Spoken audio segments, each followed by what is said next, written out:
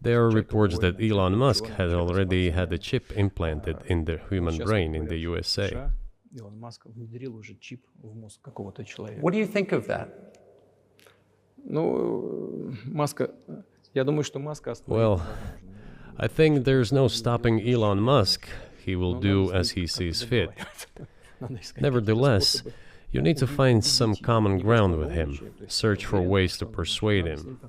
I think he's a smart person, I truly believe he is. So you need to reach an agreement with him because this process needs to be formalized and subjected to certain rules. One of our senior United States senators from the state of New York, Chuck Schumer, said yesterday, I believe, that we have to continue to fund the Ukrainian effort or U.S.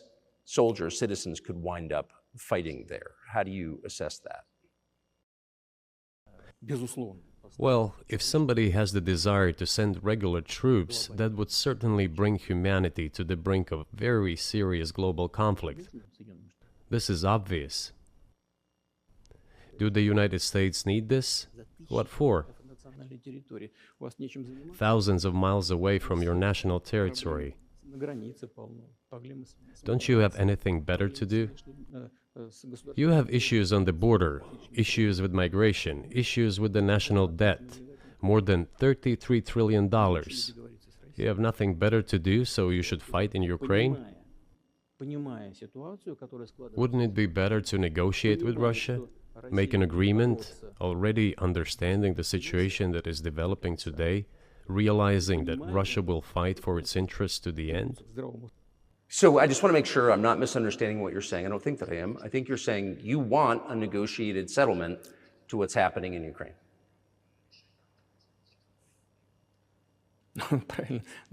Right. And we made it. We prepared a huge document in Istanbul that was initialed by the head of the Ukrainian delegation.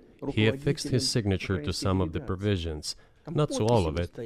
He put his signature and then he himself said, "We were ready to sign it and the war would have been over long ago, 18 months ago. However, Prime Minister Johnson came, talked us out of it, and we missed that chance." Who blew up Nord Stream? You for sure. I was busy that day. Nate, do you have I did not blow up Nord Stream. Thank you, though. You personally may have an alibi, but the CIA has no such alibi. Do you have evidence that NATO or the CIA did it?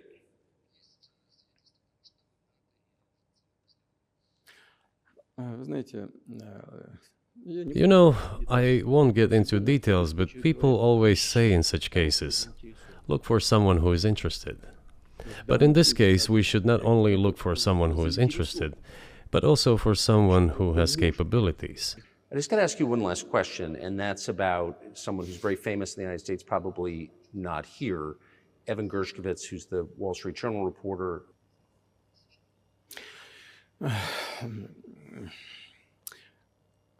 Мы столько сделали жестов доброй воли, что, мне кажется, мы исчерпали все линии. We have done so many gestures of goodwill out of decency that I think we have run out of them. Ни разу не ответил.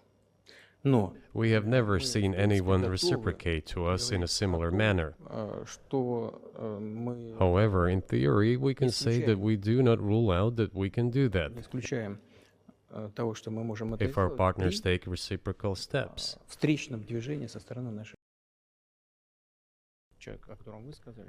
I do not rule out that the person you refer to, Mr. Gershkovich, may return to his motherland. By the end of the day, it does not make any sense to keep him in prison in Russia. We want the U.S. Special Services to think about how they can contribute to achieving the goals our special services are pursuing. We are ready to talk. Moreover, the talks are underway. And there have been many successful examples of these talks crowned with success. Probably this is going to be crowned with success as well. But we have to come to an agreement.